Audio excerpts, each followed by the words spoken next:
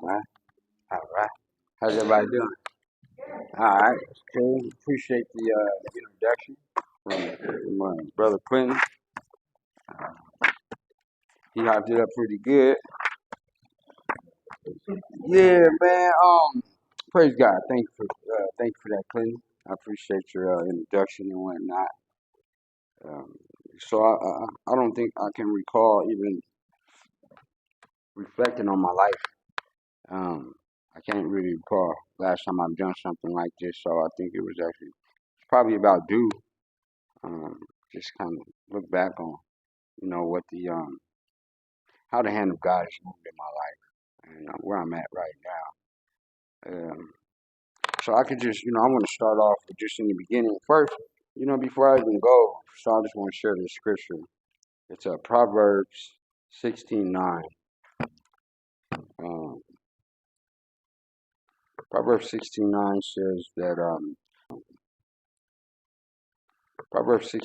says that in their hearts human humans plan their course, but the Lord establishes their steps.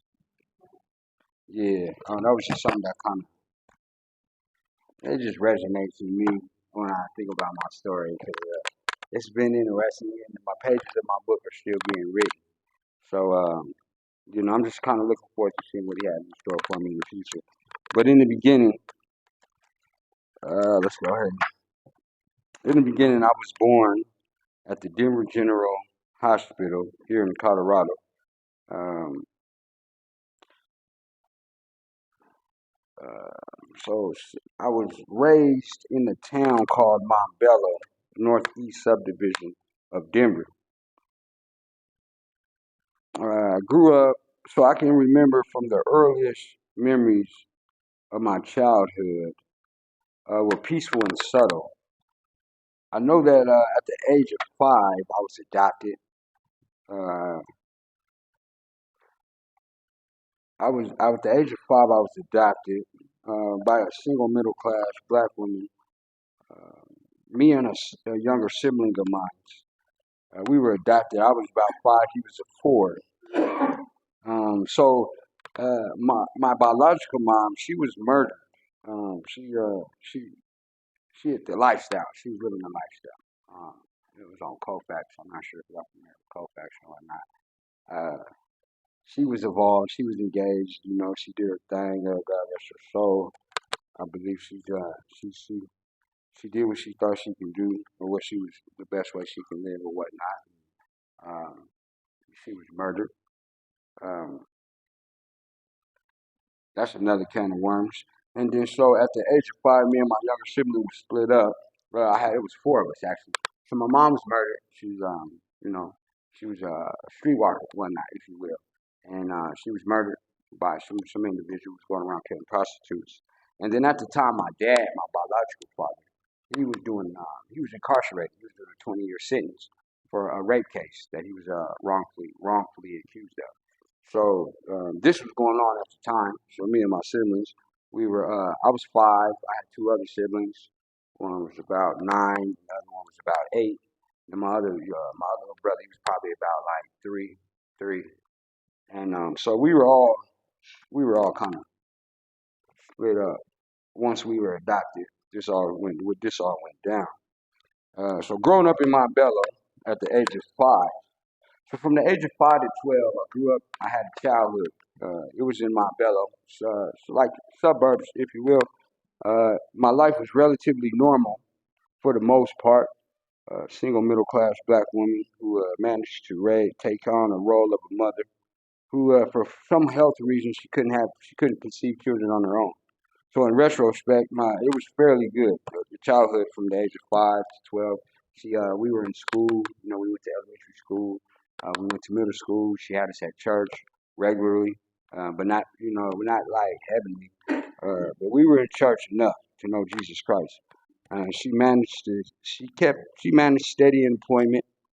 Uh, we was never on welfare. I grew up in a house. I was in the neighborhood. I mean, violence was involved. There was a lot of gangs where I come from. Bloods and Crips the gang lifestyle was active. And at the age when I was growing up, because I got jumped on the gang when I was later on, like about the age of 14. So I was influenced more so by the neighborhood bullies, neighborhood hustlers, and so forth. And this is right around the time I found out that I was adopted. So um, go ahead. So back to my mother. Growing up with her, she kept a few boyfriends around and whatnot. But one she managed to keep around longer than the rest. Her and her boyfriend, he was co-parent, he co-parented and whatnot. He had some kids that was about my age. So we got along with them and whatnot. Just me and my younger brother. I didn't meet my older siblings until later on in life. But so me and my younger brother, we grow up together in the same household. And so my mother, she had a boyfriend and whatnot. He had some kids that was our age. And so we grew up around, so about the age of, I played football, sports. I played sports, basketball, football. I did wrestling. Um, I did all that good stuff, as a adolescent would do. And so my adopted mom, she smoked weed. She tried to hide it from us and stuff like that. Her and her boyfriend, they drank, they smoked weed, they did stuff like that. There's a lot of porn around the house. So me and my little brother we used to get the tapes. We used to, sneak into the room. She's at work. We used to steal the weed. We used to steal the porn. And, just like what little kids do at that age. It was just us. So, and then, the other kids in the neighborhood, they were stealing they parents' weed and stuff like that. So we all link up in the neighborhood and we hang out you know, and just do what juveniles did at this age. So but this is before I was even a teenager. I was like 8, 9, 10, 11. This is what we was going on.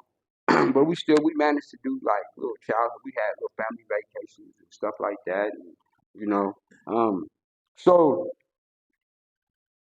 and this went on till the age about the age of about the age of 12 is when I realized that my mom my mom this is my mom, so I grew up knowing this woman as my mom, so it always was my mom, so I never called her my adopted mom. I address her as my adopted mom in the testimony, but growing up, this is the woman who I consider to be my mom because I didn't even know until the age of 13. She sat me down one day and was like, there's something I need to explain to you. That you and your younger brother was adopted, and even growing up before she told me, I had a lot of questions. I had a lot of, I was just inquisitive about a lot of things, and it was just something that wasn't adding up, and this led to a lot of anger later on in life when she told me what was going on. How she explained to me like, your mom was murdered and this, that, and the fourth, and your dad was incarcerated. But then she had, she didn't really know what happened because later on in life I met my biological dad, but then he explained to me what his situation was and whatnot. And it gets deep. But so at the age of 13, we just run in the muck smoking weed. I started smoking weed at the age of 13. She told me I was adopted. Then from there, I just went left. Excuse me. I don't really know. It was just like I I felt like life wasn't real, and I had been lied to for a long time, and there was something in my spirit that didn't feel right. So when she told me I was adopted, I really took that up as an opportunity to play the victim. Um, I really acted out like all the way to the left, and then there wasn't really as an adopted mom, she didn't have that maternal that there was something that she lacked maternally. So as far as growing up with her as a mother, she didn't really have that love, but she tried, but that maternal aspect she lacked. So it was a lot. There was a lot of confusion, a lot of turmoil in the household growing up in the first place. So when she finally did set me down and was like, hey, well, you've been adopted. I'm not your mother. This, that, and the fourth. It was like a part of me was like, that makes sense. And then from there, I linked on my own understanding, and I just went left. And so I started committing crimes. I was always stealing. I was always, me and my little brother, we was always stealing. We was in the mall stealing. I was just catching cases. I was solding people, stealing people's bikes in the neighborhoods. And, I started hanging out with just the wrong crowd. Started smoking more weed, started playing sports. Then I started picking up the pistol, I started fighting. Then from there I was in and out of group homes. Um, you know, And then I went to the detention centers, and then like finally at the age of 13, my adopted mom, I think it was the second time I went to jail. I went to the detention center. It was the Dahlia. I went to Dahlia, and she went up on my court date. She told the judge she wanted to release, but she wanted to release her rights as a parent. And so that from that day on, from the age of 13, she wrote something so she released her rights as a parent as my adopted mom. So from that point on, I was like state property. And then from there, I went to group homes, and then I traveled. I went to different group homes, and from there, it was just more like turmoil. Cause now I traveled a lot. I went to a group home in one city or in the same, different city, same state. And from there, I was always running. I would run, and I would hit the streets. And then from there, so I did a lot of drugs. I explored a lot with a lot of different drugs. I did a lot of youth. Uh, yeah, I did a lot. I got involved with a lot of violence. Did a lot of violence in the streets. I hung out with the wrong crowds, and I sold drugs. Um, school for me was I dropped out at the age when I was a junior in high school, more so a sophomore. But I never went back to school after my sophomore year. I went a little bit as a junior, but from there I ran the streets, I sold drugs, I hanged out at the trap. You know what I'm saying? I had random shit. I hung out with a lot of older women. I got involved in relationships with a lot of older women because I was on the streets when I was younger. I dealt with a lot of older women who had stability. So I found myself involved with a lot of older crowds, a lot of different crowds, a lot of different type of toxic crowds of people. And this went on until the age of 18. I went to prison, but right before I went to prison, I would say that I met my daughter's mom. She was incarcerated before I was incarcerated. Went to prison at the age of 18. I met my daughter's mom. I was running the streets, the same old running different traps, selling drugs, exploring a lot with different drugs. And I would say that like right before I was I went to prison, I know that I was dealing with a lot of pain. And at the time, in retrospect, I didn't realize it. I was just kind of like going with the flow, and not really, you know, concerned on how I felt, what was going on inside. I just know I was doing a lot of drugs. I was doing a lot of drugs, masking a lot of pain. I ran from the church.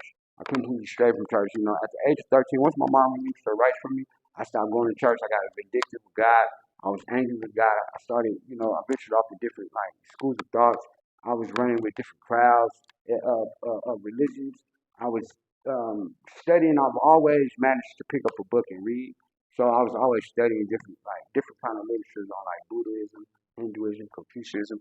And so right before I went to prison, you know, I was I met Islam, and then I did that thing with Islam. I walked with Islam for a little bit on the prison yard. I went to prison for selling drugs. They gave me about 3 years. They gave me about a 3 year sentence. I did 3 years, got out for 30 days, and went right back to prison. So then I did like a 6 year sentence. And while I was in prison, I did a lot of rehabilitating. At first, my first 3 years, I did a lot of fighting. I did a lot of, I caught a lot of cases. I got involved with the wrong crowd. Still yet and behold, I still didn't get it yet. But I knew there was a calling on my life. I knew there was some type of calling on my life. I just wasn't really, I didn't really, I wasn't, I was still angry with God. I was still living a life that was rebellious to the kingdom. And so I would say though, before I went to prison at the age of 18, before I started rehabilitating myself, I was like, something's got to change. I got involved with drugs, like ecstasy. I was doing a lot of coke. I was selling drugs, and I know that I started living life.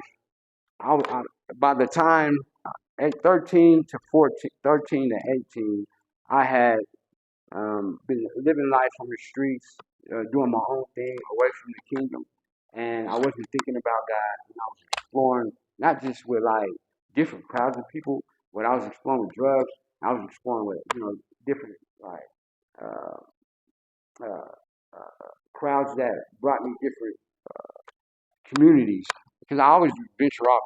I wasn't always in the hood.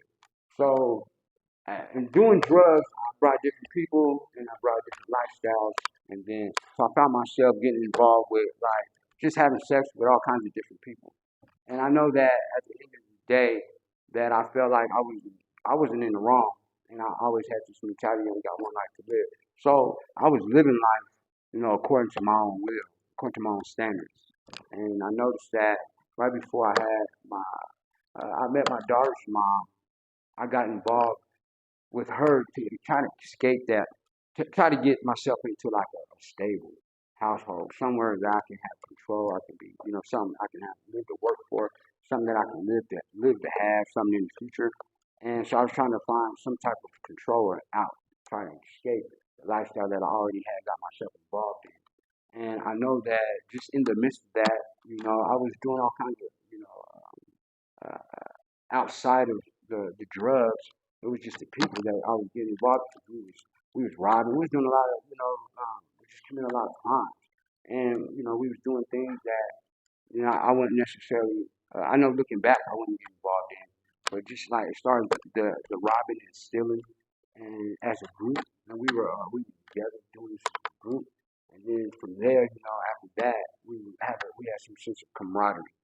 And so from there, it just led to another thing, and just led to another, what do you want to call it, act of crime.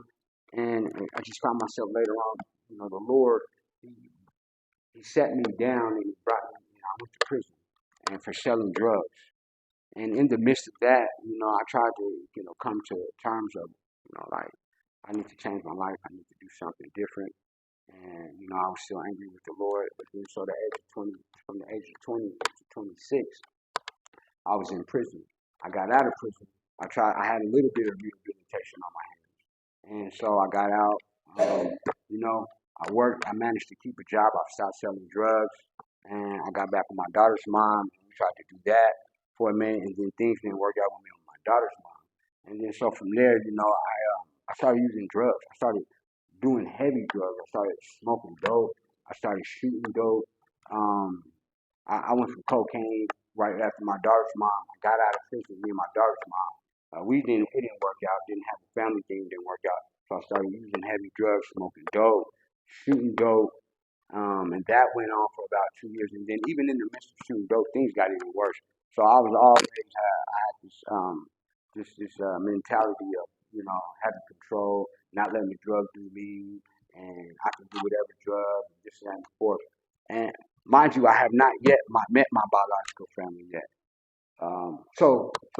Okay, so me and my daughter's mom, we split up at the age of 26. This is right around the time I do meet my siblings. And when I meet my biological family, they're dysfunctional. They're already dysfunctional. So for me, it felt normal. Um, at the age when I started using drugs, they were already using drugs. They were already using smoking crack, smoking dope on Copex. I met them on Copex. So for me, it was just like this is what we do. This is what my family does. We live dysfunctional. So I embraced this dysfunctional lifestyle like as if it was normal, not realizing that it's not normal. It's a toxic lifestyle that I got involved in without looking back. So as far as getting involved in this toxic lifestyle, to me, after meeting my biological family, my siblings, my dad, my brother, and my sister, right after that, I met them. They're living dysfunctional. I got in my own dysfunctional lifestyle. And from that point on, we really didn't have a bond. We really didn't have a relationship with each other growing up. So eventually we'll part ways. So I continued to live my dysfunctional lifestyle, and they continued to live their dysfunctional lifestyle. So from the age of 28 to about 30, I got involved in, like I said, I got involved with more heavier drugs, a heavier crowd of people, and then I started exploring. But then I started exploring like different.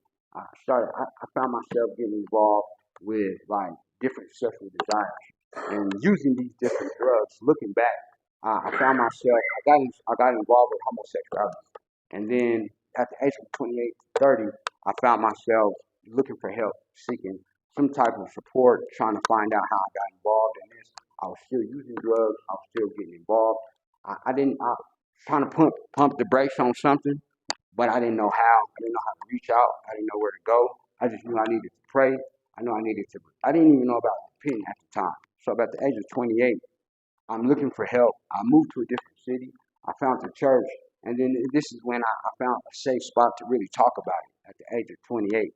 And I found a few different people in the church, that congregation, that was able to assist me in the process on healing from the drug use, the abuse that I've never addressed, a lot of stuff that I didn't resolve, that led up to me going in the direction that I went in. And this is at the age of 28. So it's about 10 years ago. So, and I know that for a long time it was even difficult. At first, when I didn't know where to go, who to talk to, how to address this, who do I even address it with, it baffled me for quite some time. And then considering the lifestyle that I had lived once before to where I was at now, that was even more confusing. I didn't know how it led to, how everything just led up to where it's at. So at the age of 28 to 30, I actually walked with the church. It was in Antioch, it was in Fort Collins. I walked with them. They walked with me. So from the age of 28 to 30, I would say I did a lot of therapy, we did a little counseling. You know, I had recovery. I did 2 years. I stopped using drugs. I didn't really, nothing really recalibrated. It was still, a lot of things still. I had been saved, but I wasn't. I would say I haven't been. I didn't really. I still had doubt, because it was some things in me that in my heart that I still wasn't sitting well, and I just still couldn't explain. I didn't understand, like, well, why am I still feeling the way that I feel, or why are these things, still playing out in my head, like, why do I still feel the way that I feel after doing the things that I do? Like, why is things not going back normal for me? Because I think a lot of stuff changed when I got older, and I can recall, like, there wasn't a time when I didn't feel like how I feel now. You know what I mean? And then I know that, just involving myself in different drugs and then not resolving issues, having stuff that I never addressed, a lot of pain that I never addressed, a lot of pain that I suppressed. And, I never really had the chance or the opportunity to really address them. And then so at the age of 30, from the age of 28 to 30, I had got some recovery time. I did a lot of inner work. I started walking a little differently. But, I would say at the age of 30, I jumped out there and I tried to live life like a normal, if you will. I went back to using drugs, and again, that I had been saved at the age of 28, but I have not yet given it all to. I have not yet like releasing everything in my heart. I had not yet wanted to address everything that I needed to address at the age of 30. Even though I did the inner work, I still did a lot of self introspection. I did a lot of uh, therapy. I did a lot of praying. I had support system, and I had a lot of people in my life that were strangers, but were still walking with me, trying to see me through this thing. So at the age of 30, I jump out there. I started working. I get back involved with a job. I start going to school. But I got back in this lifestyle like, I wasn't saved. I was living life again like, like I was a normie. Like I didn't like all of that thing that I just went through didn't just happen. And God has given me the ability to like bounce back like that, just kind of recalibrate and just go on, move on with my life.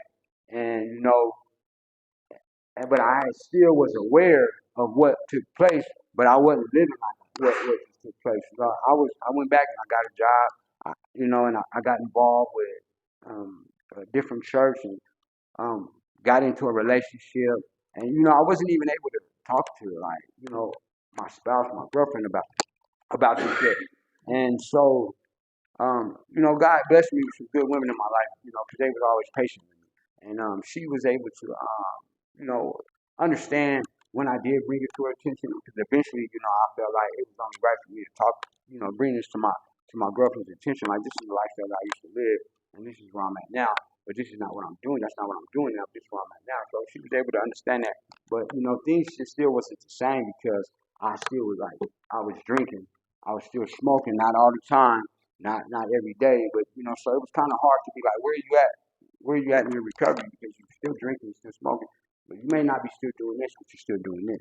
And you say you're saved and you're delivered, but then you still got this going on. So it was just difficult for people in my life to understand where I'm at.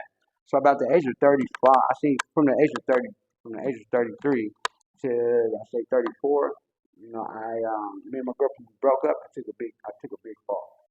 And at the age of 33, after we had that big breakup, I went back into the drugs, and I went back into a lifestyle that I didn't think that I thought I left.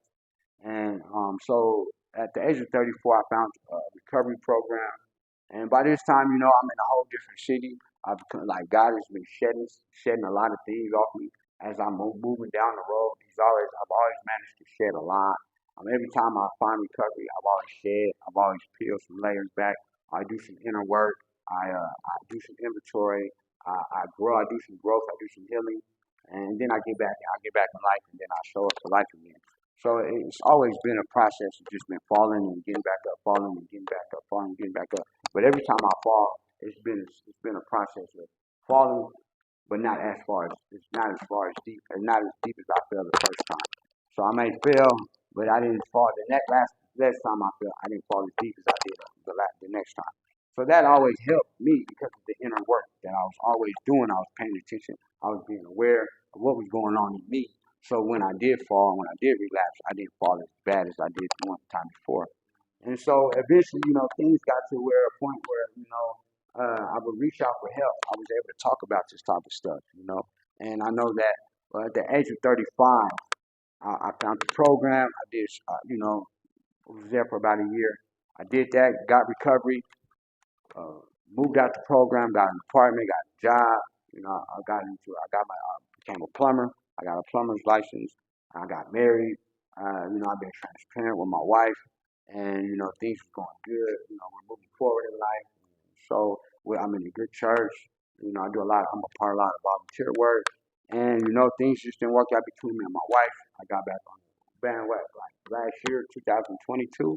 I lost my apartment, but right before that, me and my wife we split up. She was in this situation. My life. She was involved with the fentanyl that took her real bad, and we separated. Before we separated, we took the preventive measures to see the marriage uh, outlast or prolong or live. We tried to savor that, but things didn't work out. We went our separate ways. Then I jumped back on the wagon and I got back involved with drugs. But again, every time I jump off, it hasn't been as deep as it was before. And so this time, just probably about, I would say, at the age of 30, I was 35.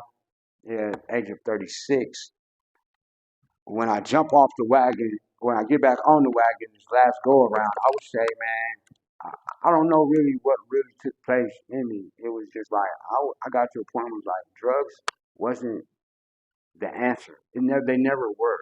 It was always a means of me, masking the pain, dousing the pain, and here it is. We have free will, and so I use that as a means to fill the void. And free will has always been a way of filling the void. And so I've always managed to. I understood that clearly, but at the end of the day, I know that Jesus Christ allowing that. I know that free will for me, I had to choose salvation over free will. And it wasn't until I just recently came to that at the age of 36 when I was like, salvation, that peace that surpasses all understanding, it that outweighs free will. Because I was choosing free will to fulfill that void and whatever came with that. So for me, it was like I had to come to terms with salvation outweighs the free will. For whatever that comes with free will, that's not enough. It's the salvation. It's the peace that I get from salvation that surpasses all understanding is enough for me.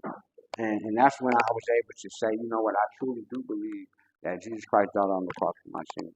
And I truly do believe that it was because of that act that I am now saved. And I can release all burden, all the pain, all the wounds, all the the the the the, the issues that reside deep down inside my heart. I was able to release all of that to know that in return I will have peace, and that's going to surpass all understanding. That's going to surpass all understanding. and that's what allows me to, look back on my life and say, you know what, I can do this because the victory's already won. It was just that I chose to take things in my own matter. I chose to take matters in my own hands. I chose to lean on my own understanding, like, you know what, Bernard can make Bernard feel better than what God can do. And once I got to that point that I had to rely on what the Most High can do for me rather than what Bernard can do for Bernard, it was then I was able to release it all to him and then walk in that. And I'm walking in it now. And it's still a struggle. It's not easy. It's not like people. People. I don't know why we think it gets easy, but it only gets harder because you have to walk in what's unfamiliar.